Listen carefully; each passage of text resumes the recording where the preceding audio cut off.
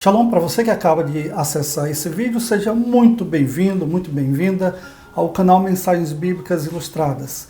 Eu sou o pastor Montefusco e se você ainda não é inscrito, se inscreva, deixe o seu like e compartilhe. Nós estamos em Apocalipse capítulo 19, onde vai acontecer um louvor no céu pela vitória de Deus. Deus triunfando sobre todo o mal, Deus punindo toda a maldade. Nós vamos ter então as bodas do Cordeiro, uma festa maravilhosa entre Cristo e a igreja. E logo após então esse grande casamento cósmico, nós vamos ter a segunda vinda de Cristo, onde Cristo vai pisar os seus pés no Monte das Oliveiras, ele vai julgar as nações.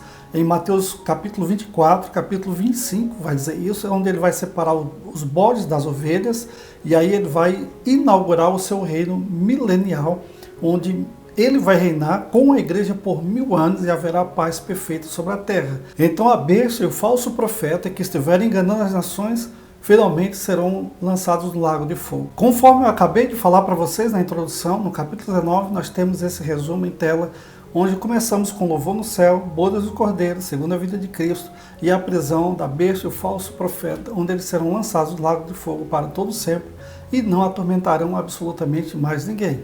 No versículo 1 nós encontramos: depois disso, ouvi no céu uma voz forte como se fosse de uma grande multidão que dizia: aleluia, a salvação, glória e poder pertence ao nosso Deus. Veja, o Evangelho vai alcançar muita gente, muitas línguas, povos, tribos e nações. Realmente o poder do Evangelho tem transformado vidas ao redor do planeta Terra. E aqui nós encontramos uma grande multidão, onde eles estão dizendo: a salvação pertence ao nosso Deus. Seus julgamentos são verdadeiros e justos. Ele castigou a grande prostituta que corrompia a terra com sua imoralidade e vingou o assassinato de seus servos. Veja, quando fala da grande prostituta, nós já aprendemos em capítulos anteriores que está falando de uma grande e falsa religião. E fez com que as pessoas se afastassem de Deus, o Deus único, verdadeiro, o Criador de todas as coisas, que é digno de todo o louvor, de toda a honra e de toda a glória. E essa falsa religião, ela perseguiu e matou muitos cristãos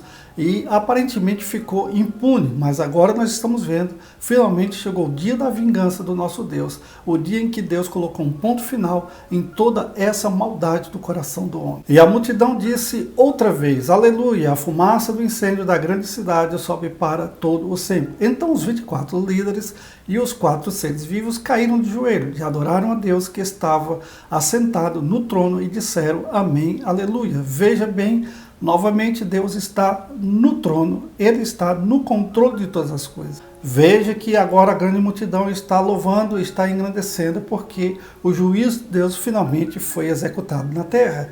E os 24 líderes aqui representando 12 tribos de Israel e representando os 12 apóstolos, ou está representando de maneira geral todo o povo de Deus, desde o Antigo Testamento e o Novo Testamento. E os 4 seres vivos está falando de toda a criação de Deus. Um dia vai se render aos pés do Senhor, uma criação que foi restaurada, que foi redimida do pecado. Então veio do trono o som de uma voz que dizia: louve o nosso Deus, todos os seus servos, todos os que o temem, tanto as pessoas importantes como as humildes. Isso significa dizer que o Evangelho é para todos, Deus não faz acepção de pessoas. Aí eu vi um som que parecia a voz de uma grande multidão, como o barulho de uma grande cachoeira, ou como fortes trovões, que dizia: aleluia, pois o Senhor, nosso Deus, o Todo-Poderoso, é Rei. Novamente a ênfase de que Deus está no controle. Deus é o Rei dos reis e Senhor dos senhores, e o único merecedor de todo louvor, de toda honra e de toda glória. Agora, versículo 7 e 8 diz assim: fiquemos alegres e felizes, louvemos a sua glória, porque chegou a hora da festa de casamento do Cordeiro, e a noiva já se preparou para recebê-lo. A ela foi dado linho finíssimo, linho brilhante e puro, para se vestir. O linho são as boas ações do povo de Deus. E olha o que o apóstolo Paulo diz em Efésios capítulo 5.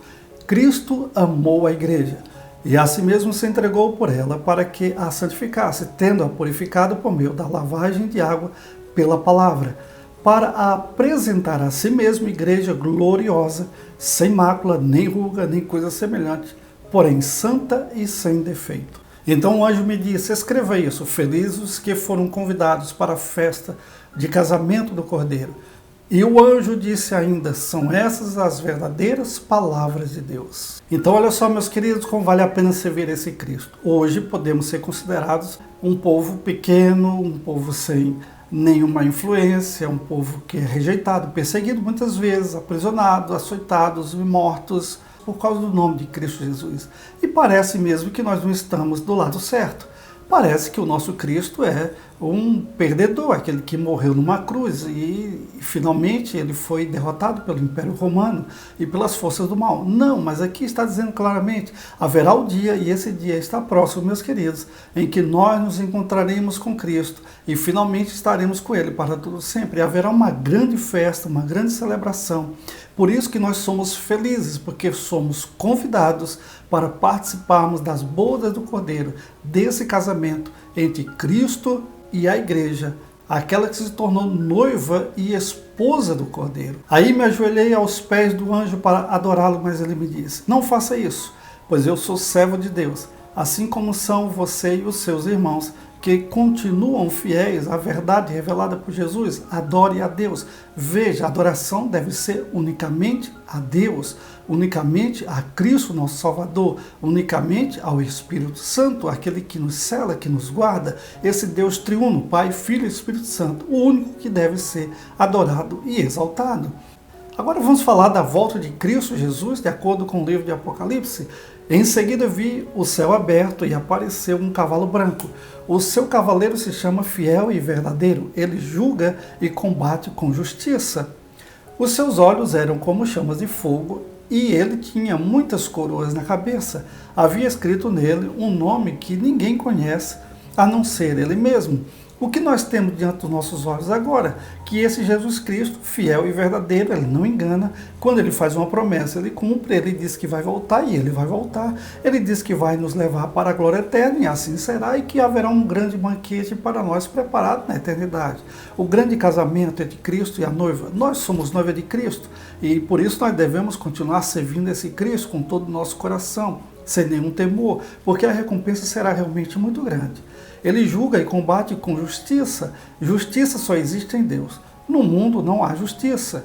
No judiciário está tudo corrompido. Nós não temos justiça entre os senadores, deputados, vereadores, prefeitos e por aí vai. O que nós temos realmente são falcatruas, pessoas que se vendem por ouro e a prata e pedras preciosas. É isso que nós encontramos nesse cenário caótico, político, que tão desanimador é para nós. Mas aqui tem uma palavra de ânimo, onde Deus vai trazer essa justiça ao seu tempo. E diz aí que ele tem muitas coroas na cabeça, significa dizer que esse Jesus ele é Rei dos Reis, Senhor dos Senhores. Se tem muitas coroas na cabeça é porque ele domina sobre todos os impérios do mundo. A sua capa estava encharcada de sangue, ele se chama a Palavra de Deus. Veja bem, João está trazendo à memória o momento em que ele encontrou Jesus Cristo, que estava ensanguentado, após ter sido açoitado, ter sido rejeitado pelos homens, ter sido crucificado.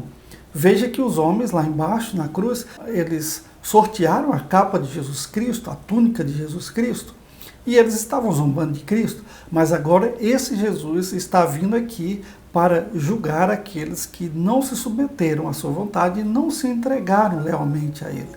Os exércitos do céu o seguiam, montados em cavalos brancos e vestidos de linho branco e puro. Da sua boca saiu uma espada afiada, com a qual ele vencerá as nações. Ele as governará com uma barra de ferro e pisará as uvas do tanque do furor da ira do Deus Todo-Poderoso. O que nós encontramos aqui, meus queridos?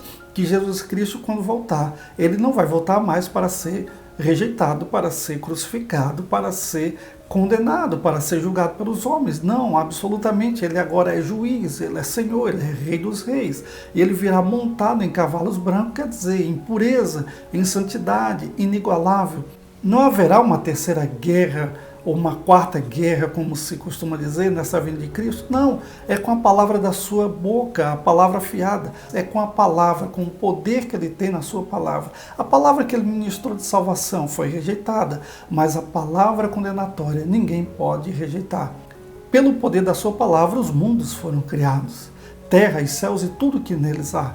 Agora, com essa mesma palavra que foi dada, uma palavra poderosíssima, a de julgar a todos quantos se levantarem contra ele. E na capa e na perna dele estava escrito este nome: Rei dos Reis e Senhor dos Senhores. Agora o anjo vai anunciar o fim do poder maligno. Finalmente Deus vai colocar um ponto final em toda a malignidade. Versículo 17. Então vi um anjo que estava de pé sobre o sol.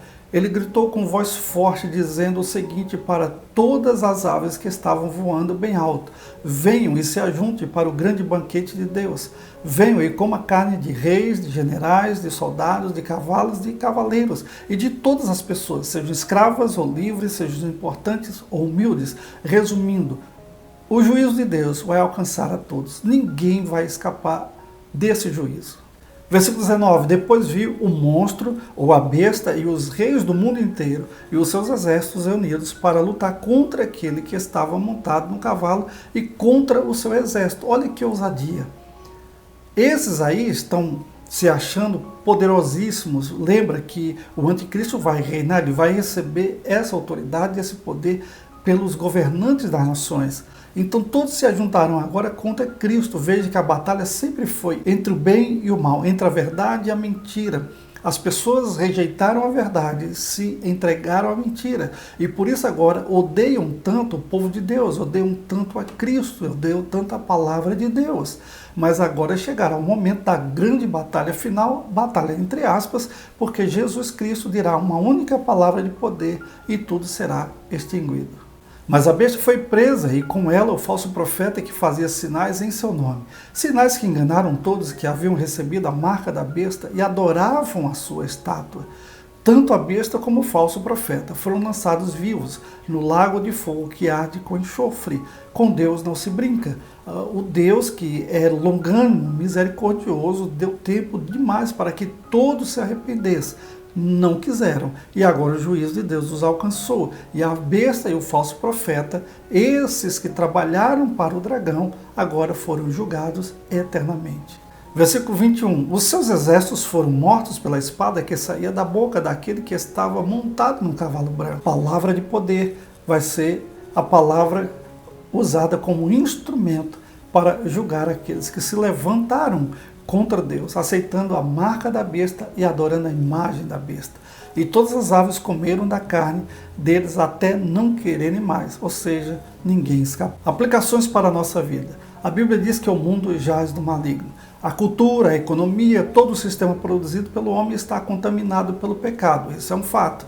Vivemos na Babilônia contemporânea. Também aprendemos que há momentos em que Cristo intervém na história e põe um ponto final nos desmandos humanos.